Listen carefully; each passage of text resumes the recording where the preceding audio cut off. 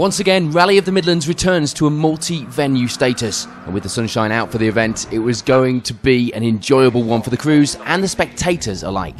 14 stages faced the crews today, and as well as the competitors, the fans could look forward to seeing some classic and interesting rally cars out on the stages as part of the Rallying with Group B demonstration runs, which took place at Mallory Park between stages and ahead of the competing cars on those stages. If you want to see more of these cars, then head to our Facebook page. But in the meantime, let's get to the action on the stages.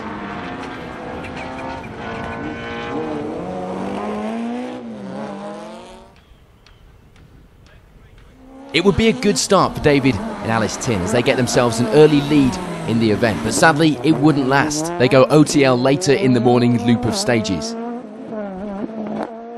So that means it will be the Class E and overall lead for Alex Laffey and Jack Morton. Things were certainly looking good for the pair in the Fiesta at this stage.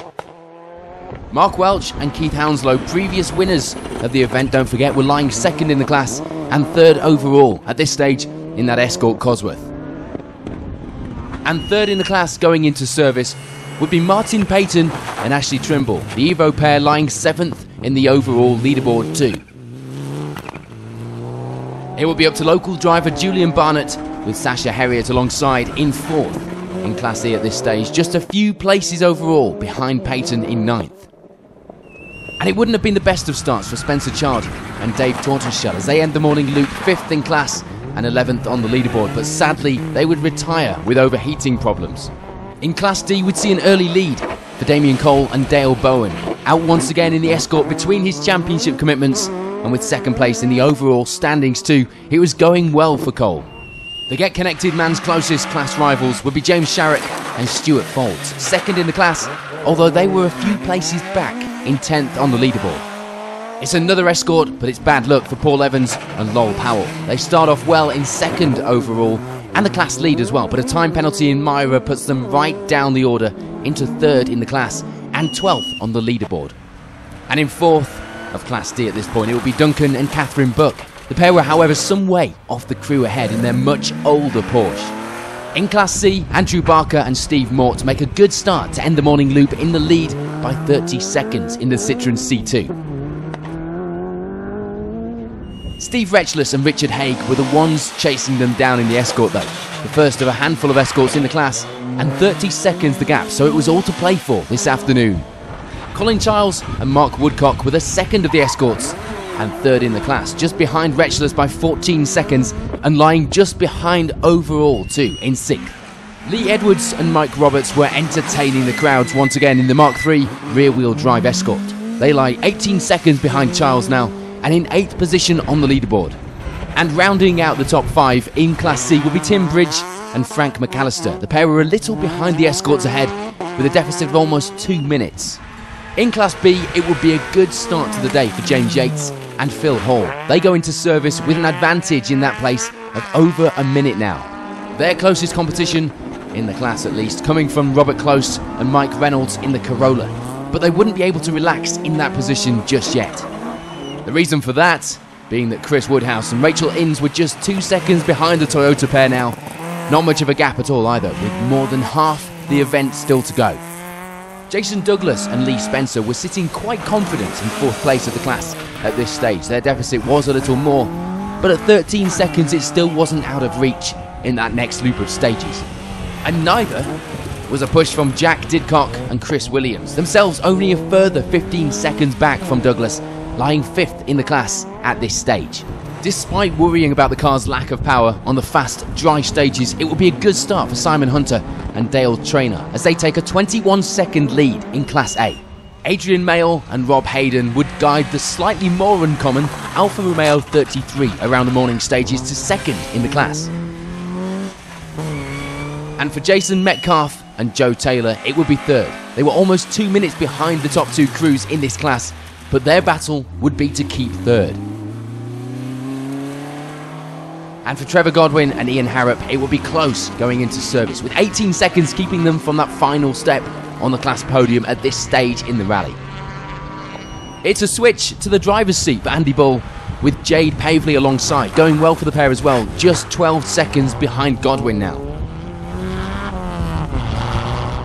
So you guys look like you're having fun out there this morning. Yeah, there's been lots of big drifts, lots of fast corners, so it's good fun, really good fun. And you're in first place at the moment, is that right? I believe so, yeah. We saw David Tin parked up outside Merivale, so I think we probably should be beating him anyway. We've been losing a lot of time in the stages, catching slow cars from the seeding, but it's not been bad. We got through. So at the end of the morning's first loop here at Rally of the Midlands, here's a look at the overall results. Onto the middle loop of stages then, and a quick look at the top of the overall results. There will be no change in the lead of the event as Alex Laffey and Jack Morton hold on to the number 1 spot with a growing lead of 57 seconds now. For Damien Cole and Dale Bowen, it would still be second. They didn't have any answer to Laffey, but at least they looked safe in that place at this stage. And Mark Welch and Keith Hounslow remain in third.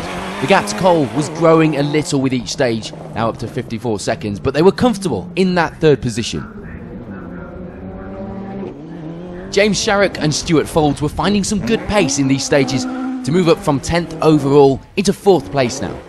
Still second in the class behind Cole though, even with this time-consuming spin on the stages.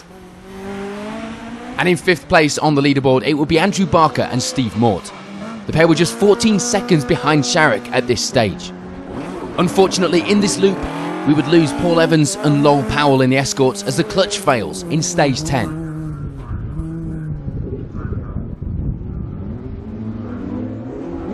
On to the final stages then, and a countdown of the results by class.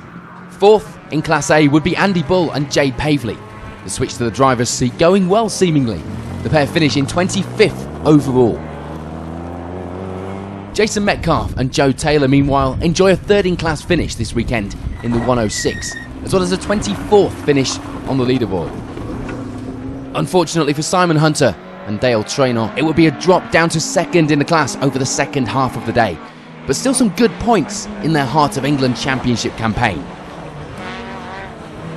So taking the Class A win with a lead of only 4 seconds were Adrian Mayle and Rob Hayden. The Alpha pair finished the day in 21st overall too. In Class B there wouldn't be any change for Jack Didcock and Chris Williams at least. They remain 5th in the class and end the day in 19th overall. Sadly for Chris Woodhouse and Rachel Innes, it would be a drop down to 4th in the class during the afternoon, but they do take 18th on the leaderboard still. So for Jason Douglas and Lee Spencer, it will be a move up the results to round out our podium places in the class. 3rd at the finish, as well as 17th overall.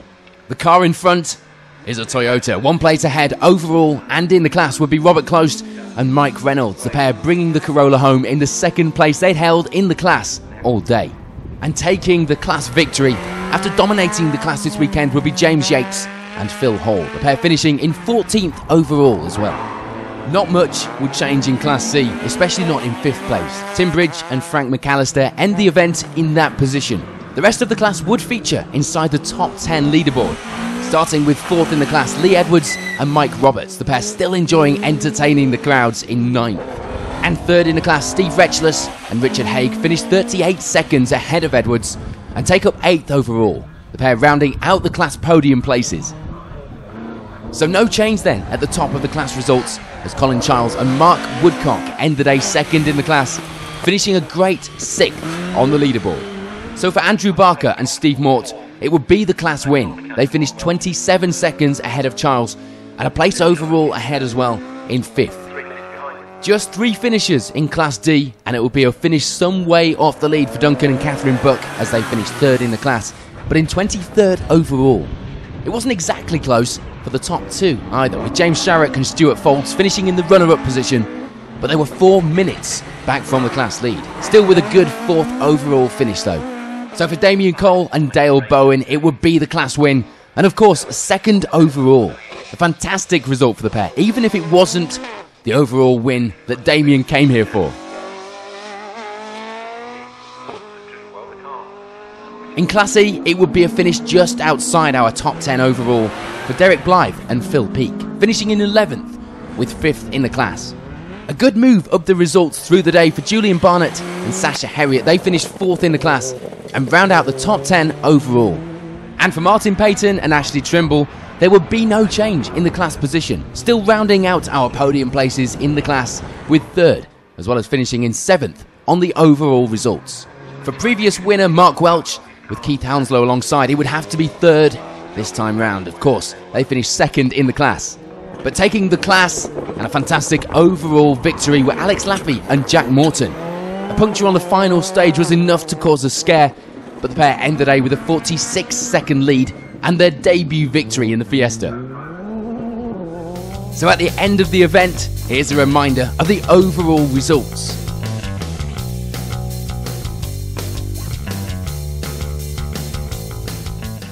Yeah, it's been great. Loads of fun.